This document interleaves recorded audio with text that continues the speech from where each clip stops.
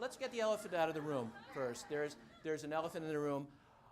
Whenever a comedian makes a joke about a tragedy and it falls flat, the next thing the comedian says is too soon.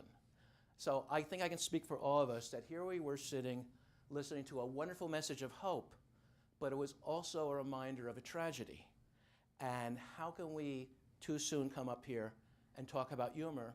And how we can is because this is what we do. And this is what we're going to be talking about humor, how humor heals, how we use humor, and how you can use humor. And we've all been introduced briefly, but I think we really need, since we've made new friends, to say one or two sentences about who we are as if we're meeting you for the first time. I'll start, but we'll mix it up. You'll get a chance to talk. I am the son of a librarian and the father of a teacher, proving altruism skips a generation. Lance, my new friend Lance. That's good. Thanks, David. I don't have something as pithy to say as that, but I'm Lance. My mom actually works as a speech therapist, so she works in the schools, so I'm very familiar with schools and being the son of a teacher. But I was an actor for years and years, doing a lot of musical theater. Is this now the time to talk about this? Is this okay? Great. I'm laissez-faire. Great, David. Okay, I'm just going to keep going. I'll just give you the two-sentence rundown. I was an actor for years, doing musical theater, some movies, some films, some comedy stuff. And then after getting disenchanted with being an actor, I kind of switched to writing and wrote this book, Dan Little's Deathdate. And that's the very brief version of me. And again, I'm Dana, also surrounded by teachers in my lives. My sister, both my stepmother, my mother-in-law, my father-in-law, several others. And I've spent a lot of time in classrooms with them and with my own kids. And I am so very grateful for all of you for doing what you do, because every time I do a school visit, I come home and I pretty much nap on the couch and go, oh my God, that was one day. That was one day. Truly. So thank you for that. I write all kinds of things, but got into fiction fairly recently. And children's literature was the obvious place to start because I never stopped reading it. Not when I was a kid, not when I was a teen, not when I was in college or as an adult before I even had children. They are some of the best books I've ever read, and it was easily one of my favorite things to start dreaming about writing. So the book I wrote is a funny family story. Somebody described it as Modern Family meets the Penderwicks, which I wish I had thought up because it was so very, very funny. And yeah, I love to think about how those stories can open up different kids' lives, often with humor as the way in. Okay, let's explore the real nature of the goofballs here. How do your teachers remember you, Lance? You know, my answer is going to be a little unpredictable, but probably as a very good student first. Oh, sure. I don't know. I was almost to a fault. Like, I hated being absent. I was just like, had this perfectionist instinct. You know, like when I was absent, I was like, oh my God, I'm going to miss all the work and then have to make it up. So I was a really good student. And so I was, but I did always have a sense of humor. I was like a half-class clown. Half-assed? Yeah, half-assed class clown, exactly. So I'd make jokes and stuff. And then in high school, sometimes I did get in trouble for like making jokes in class, but usually my urge to be a good student was kind of winning out over the class clown. I know that's such a boring answer for a humor panel, but I just really cared about school and loved learning and wanted, you know, was soaking it all in. So I wasn't like a class clown. From where I sat, it was a great answer, and I'm sure from where they sat. Thanks, Dana.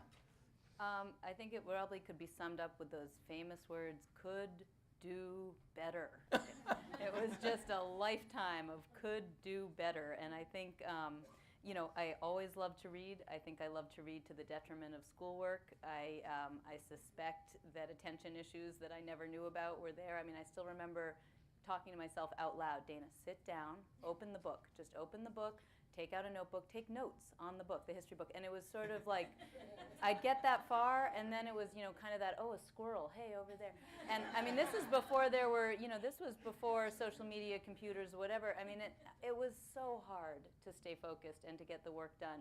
And yet, you know, there were these glimmers, these little lightning flashes when it made sense or when it caught my interest.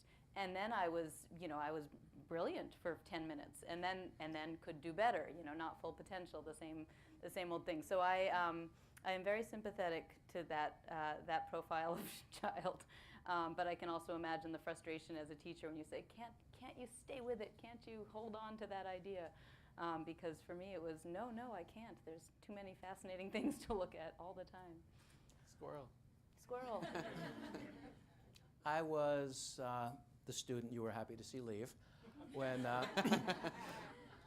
this will only mean things to those of you who, like me, are approaching Social Security, Medicare age, but I was deeply influenced by Rob Petrie, the character Dick Van Dyke played, who wrote jokes for a living.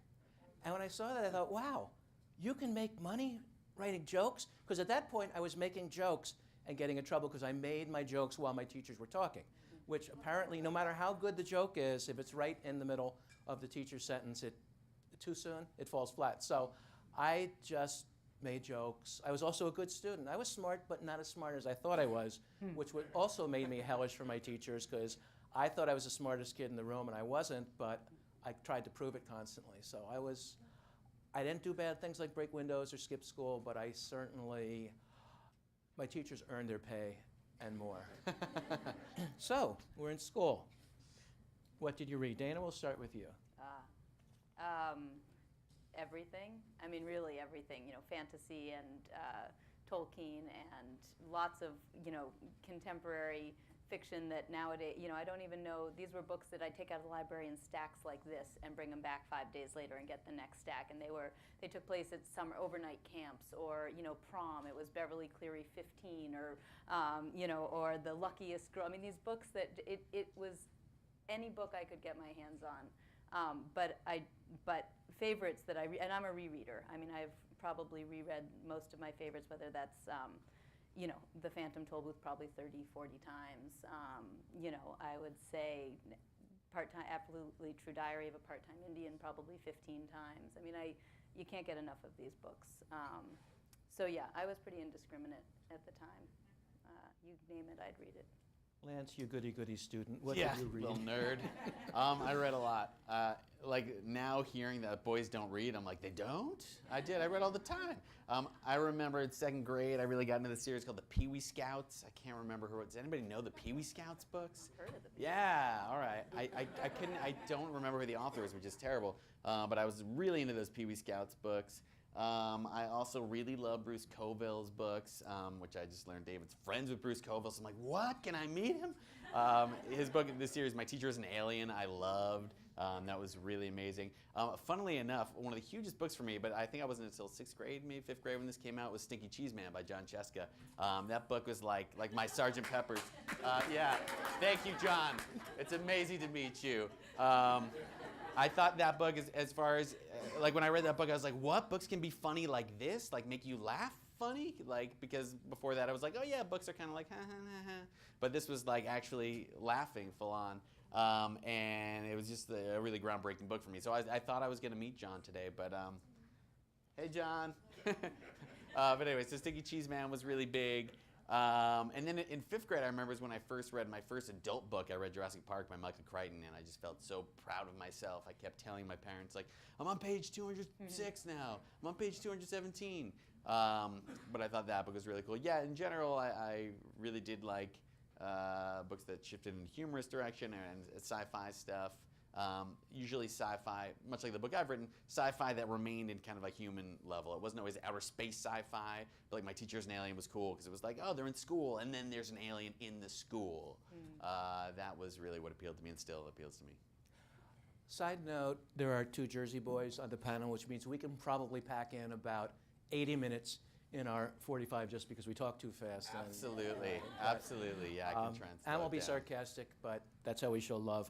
I read voraciously, again, with a mom who was a librarian.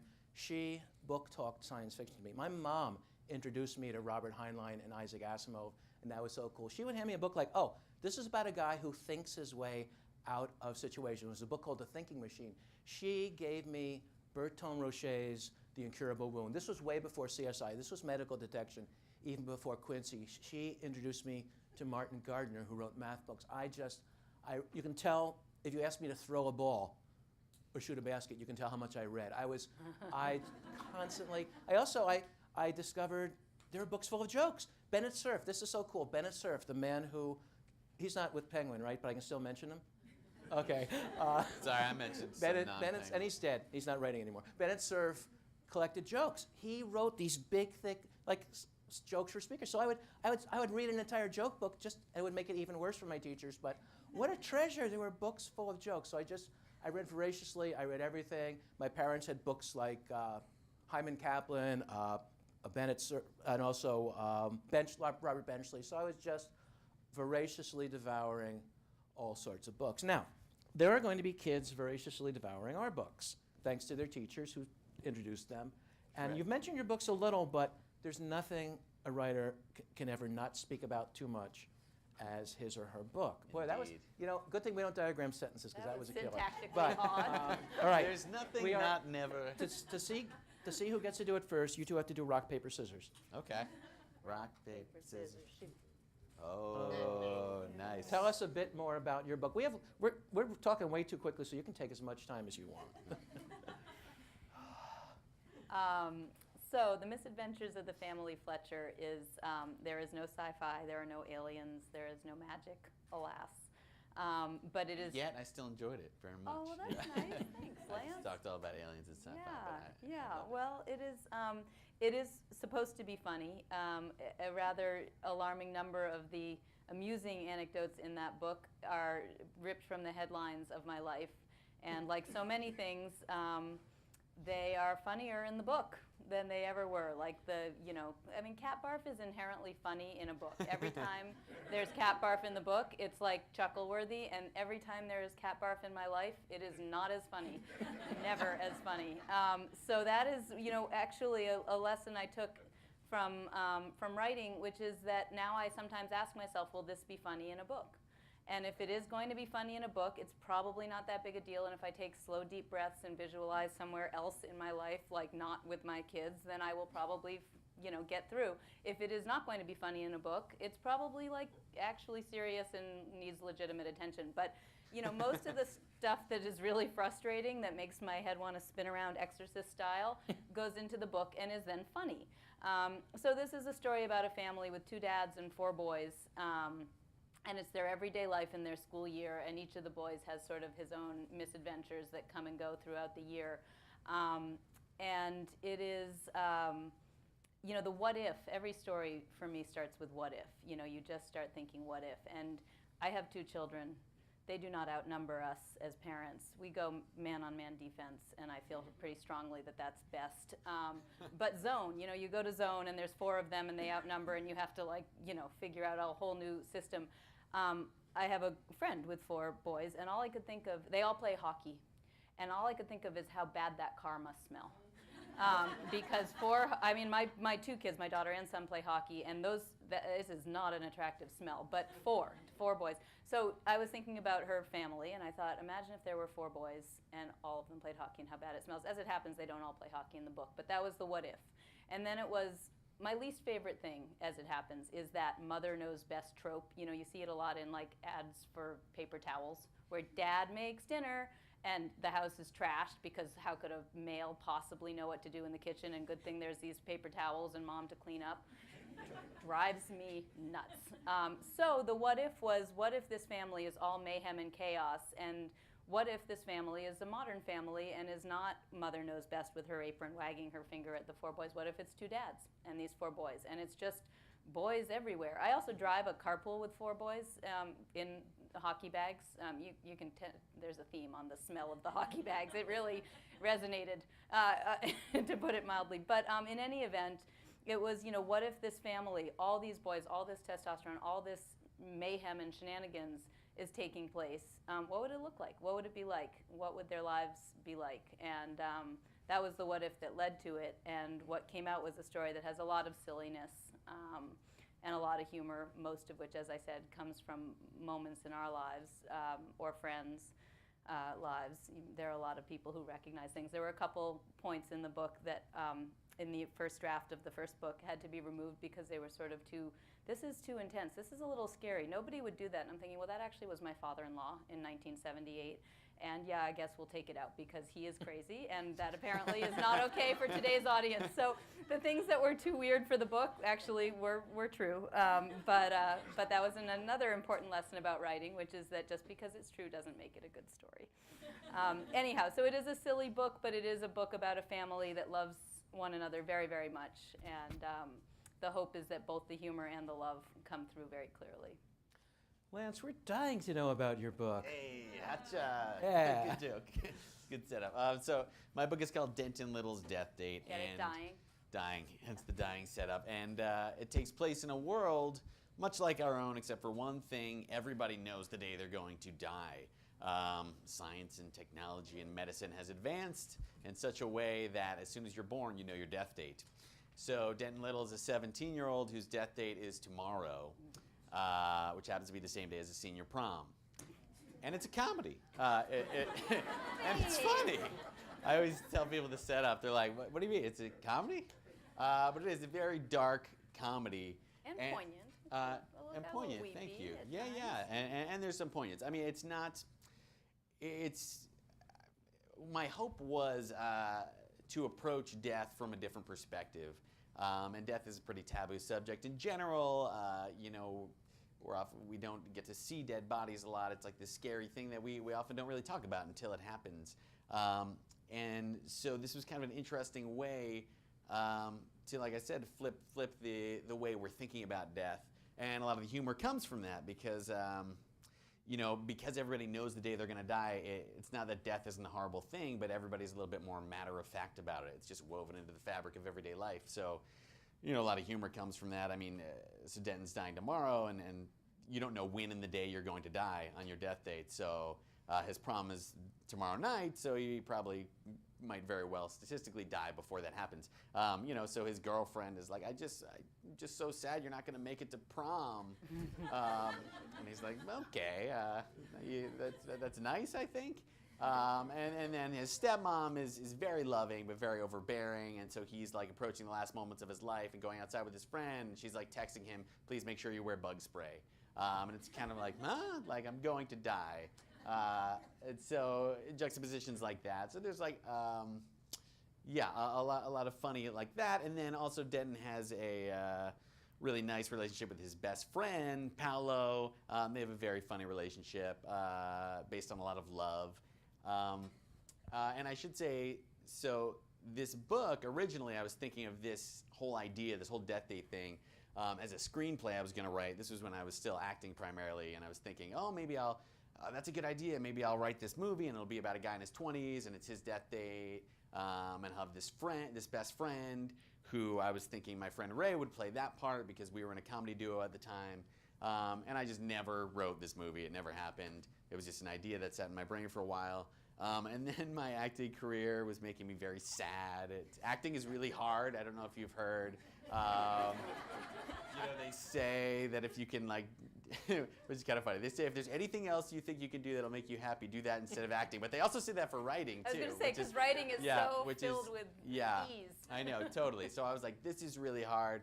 Let me try writing. But hilariously enough, and writing is a very hard field, too. But it really was the right move for me at that time. Like, I had been dropped by my agent and manager in the same month for acting. And I was like, this is, I'd wanted to be an actor since I was like 5. So it was always the dream. My identity was so tied to that. I was like, this is what I'm going to do. I'd done well in all the high school musicals. I'd been, I feel like I was a good actor. I'm a good actor, too. And I'm not just saying that because I'm me. Like, I felt like I was pretty good at it. People said nice things to me. But that wasn't enough. The reality of doing it, like I said, I was always this perfectionist who never wanted to miss school. So the reality of being an actor is like your schedule's changing all the time. It'll be 7 o'clock and you'll have your plan for the next day, and then your agent calls, you're like, you have this audition at 10:30. And this one at 2:32. And I'd be like, no, I hate this. And then I'd be like, wait, no, I'm trying to do this for a living. It was very confusing. I love this. Yeah, I love this, right? So I reached that crossroads where I realized the lifestyle of an actor was not for me. I was feeling very miserable about it. And then I read The Hunger Games, right, which made me feel even more miserable. No, which I was like, that was one of the first, contemporary YA books I'd read. It's not YA contemporary, but in the modern day, modern day releases that's part of this new, past decade YA trend. And I was like, this is really fun. It's not funny, but it's fun. And, what if I took that screenplay idea I had and just tried to write a young adult novel? Because I'm very sad and I don't know what else to do. So I just sat down at a coffee shop with my laptop and just started writing this book and was finding, oh my God, a lot of the stuff I love about acting was just like storytelling and just that part of it. And I had done some writing. I'd written comedy shows. I'd written other things. But I was like, wow, this is like actually very fulfilling. And so, I spent a year and a couple months writing a first draft, and then I was doing rewrites and showing it to close friends. And eventually I did sell the books, and it was very exciting. But that is my fast-talking New Jersey version of everything. And weirdly, Denton Little's Deathdate, I feel like that place I was in my life, which was a very sad place where I was questioning my entire identity, where I thought my whole life I was going to be an actor, and was suddenly rethinking things and wondering, what was going to happen, really is in the book. I mean, yes, I wasn't about to die, but I kind of felt like part of me was dying, and I was grieving for that, and so that's all in there, in the book. You notice neither of us has said bada bing even once. But, many years ago, I had an idea that I wanted to write a book where someone wrote a journal to an unborn sibling. And my idea was a boy is about to start high school. His first day, right before his first day, he finds out his mom is pregnant. He is now no longer going to be the youngest son or sibling. His first day of school is so terrible that he realized he needs to write a survival manual, because by the time his unborn sibling starts high school, he'll have forgotten everything that happened. So he starts to write a journal to his unborn sibling, who, since he or she is either going to be named Sean or Emily, he combines it and calls the sibling Smelly. So he's writing his journal to Smelly, and he also starts writing lists, because he's a thinker. He's the only reader in a family of non-readers. So he starts compiling lists like different teacher types, different bus driver types, safe cafeteria food. So the book comprises journal entries, narrative, and lists. And it drew from a lot of my experiences and my daughter's experiences. My daughter had a Russian-speaking Spanish teacher because the English-speaking ones weren't available. So the woman spoke perfect Russian, perfect Spanish, and yet English. So in the book, I give Scott a French-Spanish teacher, then I give him a Vietnamese Spanish teacher, and then I give him an Australian Spanish teacher, and it takes him a couple weeks to figure out that "Noirist mate" means "no worries, mate." Eventually he gets a Spanish-speaking Spanish teacher and can't understand her, but all of this is subtext for Scott's chasing of the girl who became beautiful during the summer. This was the girl he shared peanut butter crackers with in kindergarten. They drifted away. He notices her, he chases her, and he also meets the goth girl who's a reader, who the first time he sees her, she's carrying a book by his favorite writer and a book he did not know. Everybody knows The Princess Bride. She's carrying another book by him, by Morgenstern, The Silent Gondolier. So he's fascinated by her, but he's repulsed by her, and eventually they grow together. So long story short, actually, well, it's not a medium-length story. The book became really popular for incoming freshmen. It's assigned all over for summer reading. It came out in 2005. I'm old. A few years ago, I ran into Julie Strauss-Gable. Some of you may know her as John Green's editor. You heard of him, right? Green? Yeah. I would love to get pictures of people going like that, and I could send him a photo. But anyhow, John Green actually was nice enough to call Sleeping Freshman ab-crunchingly funny. So anyhow, Julie says, would you think about doing a sequel? And I said, yeah, I might. I think of signing a contract before I have a book in mind as shooting an Albatross. But I talked with her, and during one of our conversations last year, I happened to mention, I can't believe Sleeping Freshman came out in 2005. The next day I get this big email from her. 10th anniversaries are a big deal. We have to get it out for next year. Okay, this is in September of last year. We have to get it out for next year. And I said, seriously? He goes, yeah, you could do it. So we talked, and, and I sat down, and I have never been as productive as I've ever been in my life. Because here's my normal morning routine. I get up, I say, I'm not going to go online. I check my email. I tweet. Yeah. I do Facebook. I Google myself because I'm shameless. By which time I figure, hey, maybe I got more email. So I have this 3 or 4 times cycle. My wife better looks about in, myself. oh, Facebook, yeah, you're working. But eventually I start working. What I did instead was every morning, I reread Sleeping Freshman. Every morning I would get up and read for maybe 15 minutes, and then I would start writing, and I wouldn't even get online till I felt like it. And often I didn't even feel like it. Some days I produced 4,000 words. Put it in context, Sleeping Freshman, most of my novels are about 60,000 words. I sent Julie a first draft that was 95,000 words. Way too big, and it had 2 plot elements she thought completely didn't work. But she said, no worries, I'm sure you can fix it. We're in maybe December.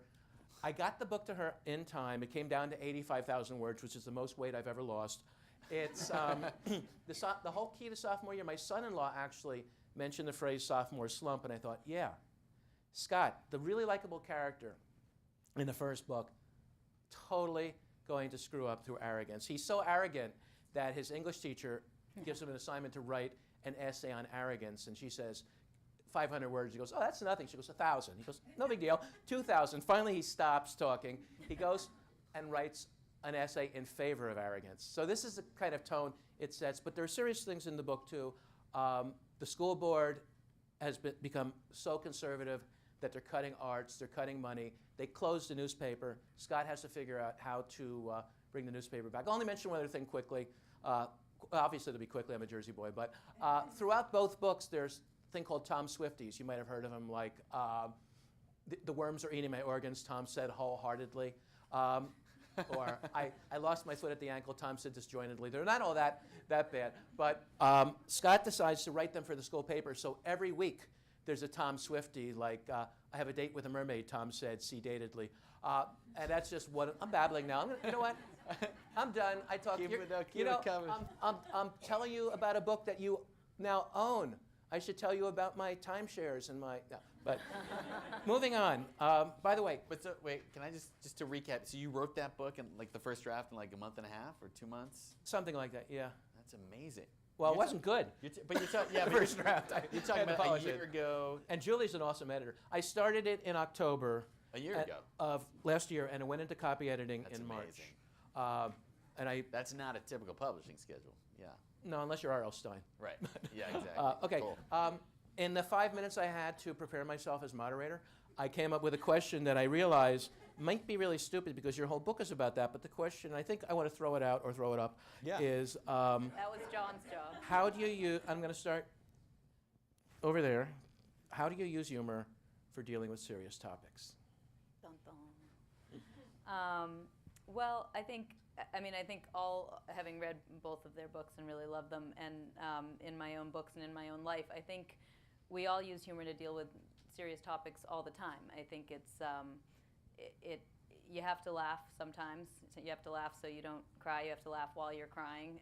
And in books, and especially books for kids, humor can be a really wonderful gateway in to talk about things that are hard to talk about. And there's no line in any of our lives, but especially for children, between sort of the humor and the tragedy of any number of moments in life. And therefore, you can be crying with your kid, and then your kid farts, and then your kid is laughing so hard that like the moment of crying is like almost over, but we're veering toward hysteria now because the humor is so funny. And so this is your life with children. And so in books, I think that being able to make kids laugh makes them a little bit more open to talk about any number of things, whether it's in the book or in their lives or in daily events or whatever's happening. My book is The Misadventures of the Family Fletcher. The first one in particular is there's not a lot of sad stuff or tough stuff that happens. It's a pretty happy family living a pretty happy life, except that things are every day hard for these kids, and they have their little moments and their crises. And I think that my hope is that with the 4 boys in the book who have very different personalities and different struggles, that anybody reading it would find sort of moments of nodding along, yes, yes, with various of the kids at various times. And that the humor will sort of bring their guard down, so to speak, as readers, so that they're more open to the story and more open sympathizing with the characters and being there for them. So I don't think there's any way to separate humor from serious topics, and therefore, whether it's in the classroom or whether it's in the book, they're going to overlap, and the trick is to find a way to, as I said, to unlock that gate so that big things can be talked about. Lance, you Grim Reaper, do you have anything to add? About death, so. Yeah, right. It is a book about death, and I think the thing about humor that it's very easy to forget is humor shares a root with the word human for a reason. I just think it's such an intrinsic part of who we are, and so often, funny books get kind of pushed off to the side as this separate thing that's just kind of trivial and There goes that question. just nice. Trivial, this silly little thing. And I think exactly what Dana's saying, what David's saying, is that humor really is, a coping mechanism and something, the connecting tissue too between human beings. Just I'd say my closest friendships, I've said this before, my closest friendships are all based on a foundation of laughing at the same things. I mean, that is really, humor is basically the way you look at the world, and finding the common ground between the two ways people look at the world, and bonding over that. But so in this book specifically, obviously being about death in this way, I do think it's nice to have humor, kind of a more humorous take on death, because it does open you up to thinking about it in new ways, and hopefully teenagers reading this, it's obviously you're fascinated by death as a teenager, but it's impossible to really have a sense of what that means, mortality, until you're older. But hopefully it maybe gets teenagers thinking about death in ways they wouldn't, and kind of understanding, we are only here for this short time, what is really ultimately a short time, and kind of trying to be there for that time, trying to be present, trying to be kind, trying to be engaged with the world while you're here. So I think once you get teenagers laughing, suddenly those ideas might be able to seep in a little bit easier than, being didactically told these things. We're supposed to tweet too. I'll be back in a moment. Cool. Yeah. Great. I'm glad you're staying very I'm actually engaged. stalling because I realize I don't want to answer the question. So we're going to move on. But if you're tweeting, please tweet that Lance just punched David really hard because I need sympathy. All right. Are you funny in social media? Dana?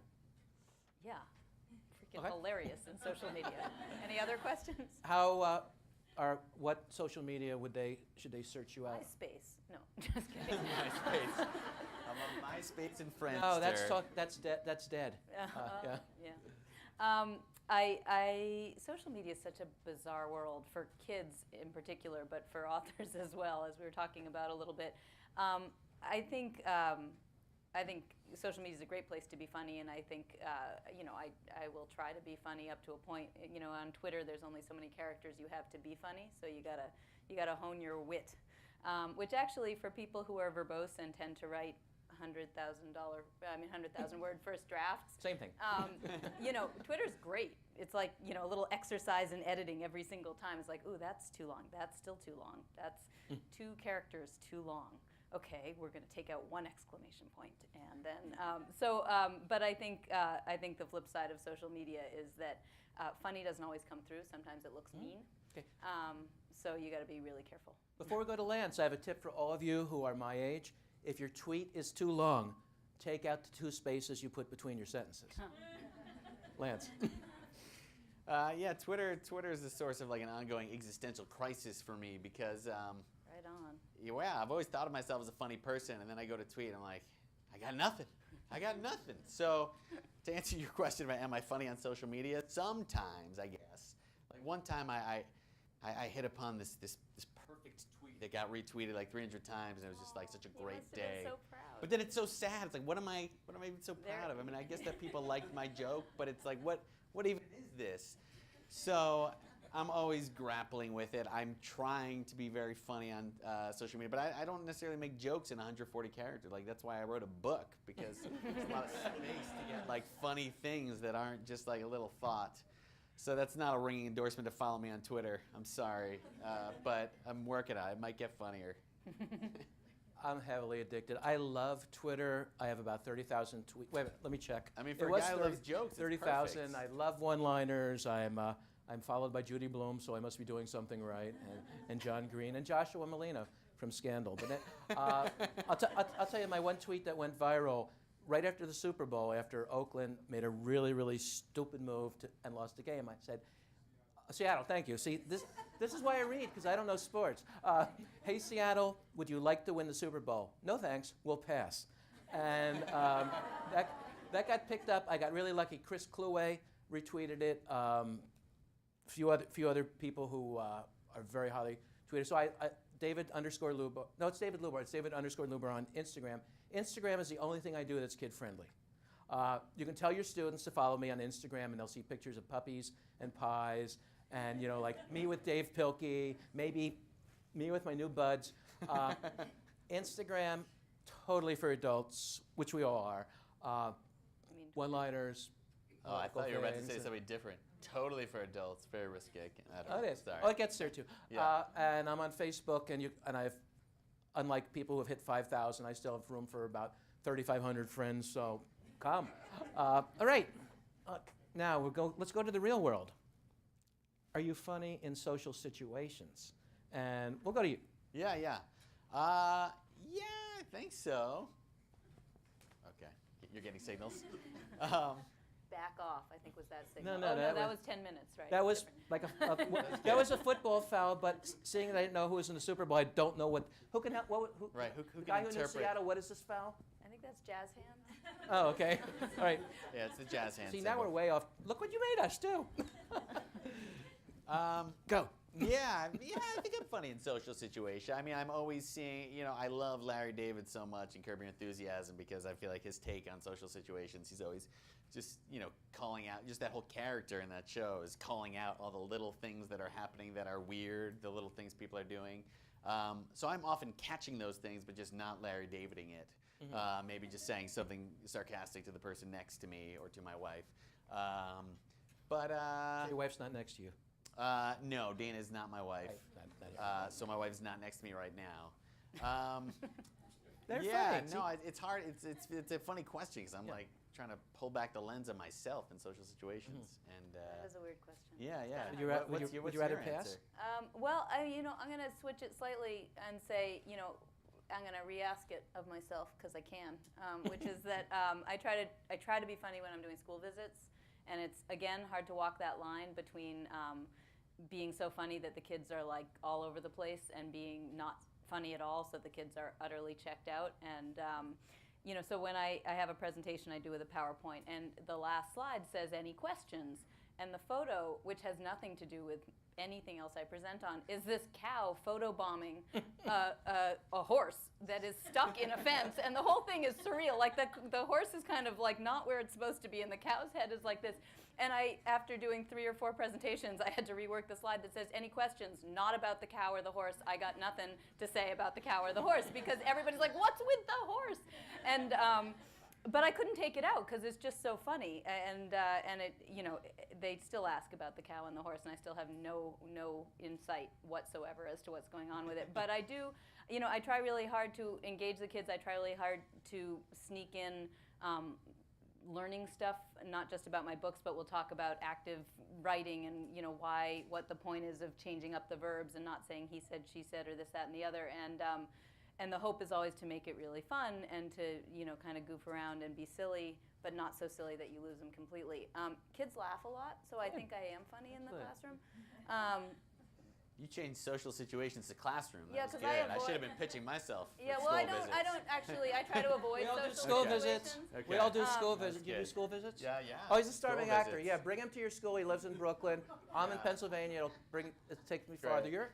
You'll come to New York for That was enough a- money, won't you? Schlep, yeah, I'm in Boston. So in any event, the That was point a- being that I try to avoid social situations, so I don't have Yeah. to worry about being that funny in them. Right. So it's really not an issue. Hence I have to talk to the kids because they usually, I'm brought there to do that. That's why the seat said reserved. We all are. Yeah. I'm going to change the question, too. I'm going to talk very quickly about being funny, and I think the reason we're all funny is because we're creative. And most of the time, a really good joke is seeing something differently or putting 2 things together that didn't go together before, and that's what we do. It's Yeah. whether we're making a book, whether we're putting two things together for a plot. Wow, you know your death and the date of your death, or whether we're putting two things together like Rodney Dangerfield saying, my wife got a pressure cooker, I eat my meals from the ceiling now. And you have to figure out what's in the middle. You know, we leave out the middle, we do things like that. We're funny because we're creative. We're not creative because we're funny, and a lot of people who are creative have that humor outlet. Okay, here's the thing. You took out some things that were too realistic, too dramatic, too dark. Let's go in the other direction. The famous quote attributed to Faulkner, "Kill your darlings." Have you taken out things that were funny that it killed you to take out? Oh, start with you. Yeah, it was funny. It was, and this was a true story that my father-in-law threatened these local bullies with a crowbar. He put a crowbar in the back of the Pinto and drove to where they had done their bullying and like brandished it about, and they were totally intimidated and terrified, although I will admit he's like my height, so the whole thing is just kind of funny to picture because he's 5'4" and getting out of a Pinto with a crowbar being like, "Don't you bully my son." Anyhow, but the idea of like this, in the book, it became a neighbor brandishing a crowbar, and I thought it was bloody hilarious, and but my editor was like, "That's scary. It's scary to have a man with a crowbar," and I was like, "Oh, well, I guess it is kind of scary if it's not your father-in-law." So, so we cut it, and I was really sad, and so was he. That was the real crime, is that I had to tell him that it hit the cutting room floor, and I had to show him the first draft and be like, "I put it in. I swear I put it in." So yeah, that was hard to let go. So funny. Yeah. Lance. Yeah, I mean, tons of jokes were cut because, you know, during the course of all the rewrites, you realize if it's not serving the story, it's got to go. It's frightening the children. Yeah, yeah.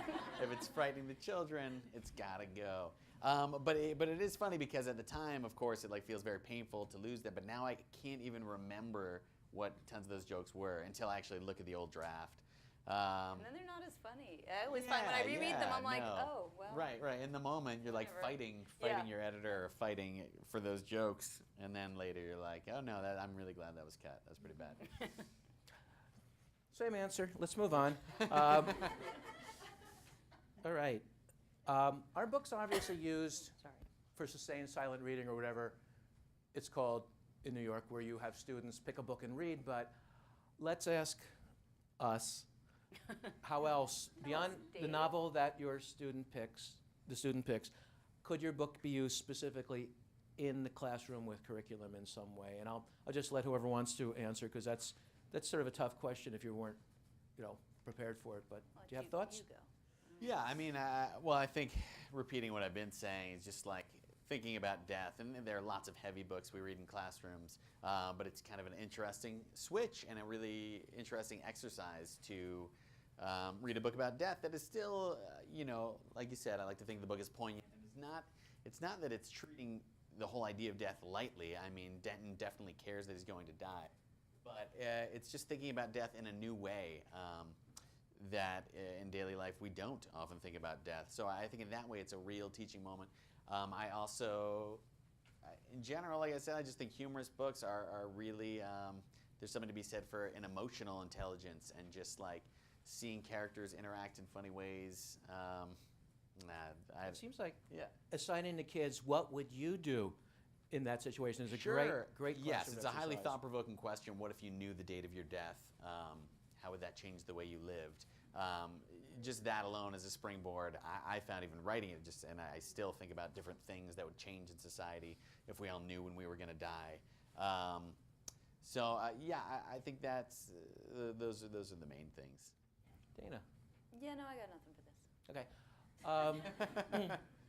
Well, I'll touch briefly on Sleeping Freshman. It is heavily involved in metafiction. If you're teaching English, for example, the book is told in first person, but one chapter opens in third person, and then you discover the teacher is talking about point of view, and he's talking about third person. Then he shifts to first person. He mentions second person as a gimmick, and he says there's omniscient. He says, but that could be distracting, and the next line is, I'm hungry, Shelley thought. So it mimics what's being taught. There's another passage that opens descriptively, and the teacher is talking about the different types of writing, descriptive, narrative, persuasive. So there's a lot of metafiction. I followed up in that in Sophomores.